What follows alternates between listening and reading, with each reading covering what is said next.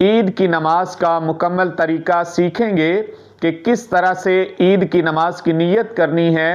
اور زائد تکبیریں کس طرح سے ادا کرنی ہیں، اور اگر کوئی شخص امام کے ساتھ نماز میں نہیں تھا، بعد میں آ کے نماز میں شامل ہوا،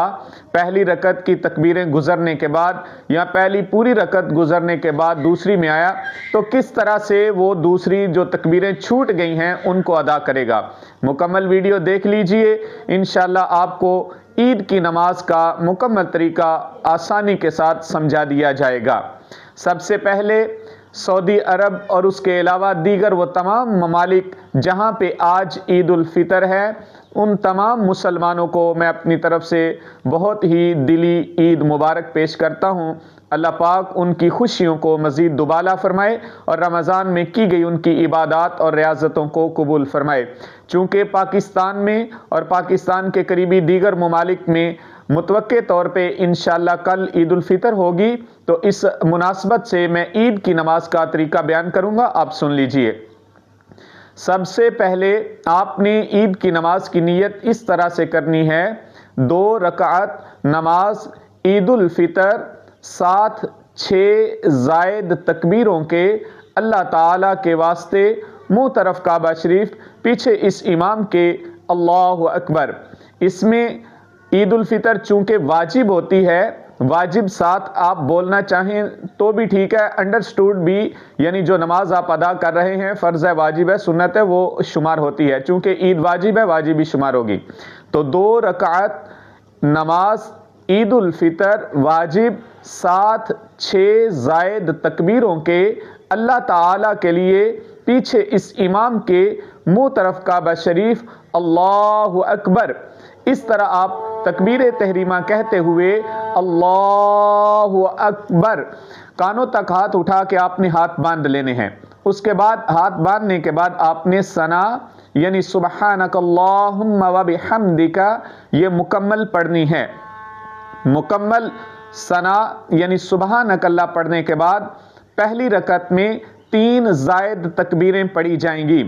سبحانک اللہ مکمل ہونے کے بعد امام نے جس طرح کرنا ہے آپ نے بھی ساتھ اسی طرح کرنا ہے کہ زائد تکبیریں پڑھتے ہوئے امام کہے گا اللہ اکبر، یعنی کانوں تک ہاتھ اٹھا کے ہاتھ لٹکا دینے ہیں، باندھنے نہیں۔ دوسری دفعہ پھر اللہ اکبر، اس طرح کانوں تک ہاتھ اٹھا کے ہاتھ لٹکا دینے ہیں۔ تیسری دفعہ پھر اللہ اکبر، اس طرح کانوں تک ہاتھ اٹھانے کے بعد آپ نے ہاتھ باندھ لینے ہیں۔ یہ آپ نے یہاں یاد رکھنا ہے کہ جہاں پہ تکبیر کے بعد کچھ پڑھنا ہو ہاتھ باندھ لینے ہیں، جہاں نہیں پڑھنا وہاں ہاتھ لٹکا دینے ہیں۔ تو چونکہ پہلی رکعت میں ثنا کے بعد ہم نے 3 زائد تکبیریں کہی ہیں، ان 3 زائد تکبیروں کے بعد ہم نے ابھی الحمد شریف اور سورت پڑھنی ہے، لہٰذا ہم تیسری جب تکبیر کہی جائے گی زائد، اس میں ہم نے ہاتھ کانوں تک اٹھا کے ہاتھ باندھ لینے ہیں۔ پھر امام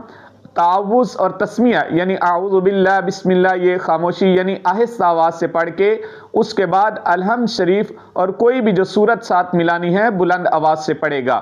اس کے بعد پھر ہم رکوع میں جائیں گے، بعد میں سجدے میں جائیں گے۔ اس طریقے سے 1 رکعت مکمل ہوگی۔ جب ہم دوسری رکعت میں کھڑے ہوں گے تو امام سب سے پہلے الحمد شریف پڑھے گا، الحمد کے ساتھ کوئی سی بھی سورت ملائے گا۔ اب رکوع میں جانے سے پہلے دوسری رکعت میں جو 3 زائد تکبیریں باقی ہیں وہ کہی جائیں گی، تو اب امام سورت پڑھنے کے بعد زائد تکبیریں کہنا شروع کرے گا، آپ بھی ساتھ اسی طرح کیجئے گا۔ امام اس طرح تکبیریں کہے گا اللہ اکبر، کانوں تک ہاتھ اٹھا کے آپ نے ہاتھ لٹکا دینے ہیں۔ پھر امام اللہ اکبر کہتے ہوئے کانوں تک ہاتھ اٹھا کے ہاتھ لٹکا دے گا، آپ نے بھی اسی طرح کرنا ہے۔ پھر تیسری تکبیر میں اللہ اکبر امام کرے گا، اس طرح آپ نے بھی اللہ اکبر کہتے ہوئے کانوں تک ہاتھ اٹھا کے ہاتھ لٹکا دینے ہیں۔ اب چوتھی دفعہ جب امام اللہ اکبر کہے گا تو اللہ اکبر کہتے ہوئے رکوع میں چلے جانا ہے۔ اس طرح آپ دوسری رکعت بھی پہلی کی طرح مکمل کر کے پھر آپ نماز کو مکمل کریں گے۔ اب رہی یہ بات کہ ایسا بندہ کہ جو امام نماز شروع کر چکا تھا، پھر یہ آیا، یعنی جب یہ آیا تو امام اس وقت زائد تکبیریں کہنے کے بعد پہلی رکعت میں الحمد شریف شروع کر چکا تھا یا سورت پڑھ رہا تھا، تو اس کے لیے حکم یہ ہے کہ یہ تکبیر تحریمہ کہتے ہوئے اللہ اکبر کہہ کے ہاتھ باندھے، اس کے بعد اپنی 3 زائد تکبیریں کہے جو طریقہ ہے، اللہ اکبر کہتے ہوئے 1، پھر 2، پھر تیسری کہہ کے ہاتھ باندھ لے اور امام کے پیچھے یہ شامل رہے۔ یہ 3 زائد تکبیریں جب جو شامل ہونے والا بعد میں کہے گا، اگرچہ امام اپنی قرات کر رہا ہے لیکن یہ اپنی 3 زائد تکبیریں کہہ لے اور امام کے ساتھ شریک ہو جائے۔